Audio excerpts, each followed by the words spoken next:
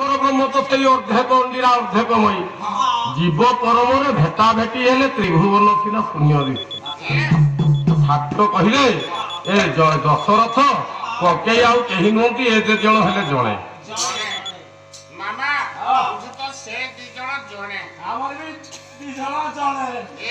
ଏ କଥାଟା କାହିଁକି କହିବା? ତନ୍ତ୍ରସାର ତନ୍ତ୍ରସାର ପୁସ୍ତିକା କହିଲା କଣ କହିଲା?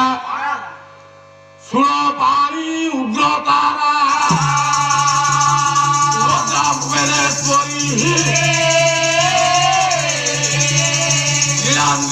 ଜଗନ୍ନାଥ ଇଏ ସାକ୍ଷାତ ଦକ୍ଷିଣ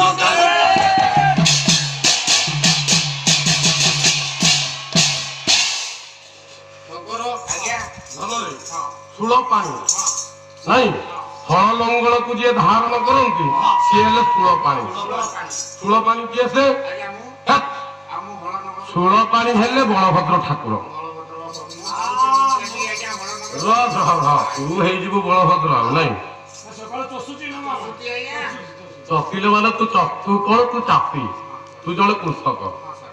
ସୁଳ ପାଣି ଯିଏ ହଳ ଲଙ୍ଗଳକୁ ଧାରଣ କରେ, ତୁ ଧାରଣ କରିବୁ, ସିଏ ସୁଳ ପାଣି। ସିଏ କିଏ?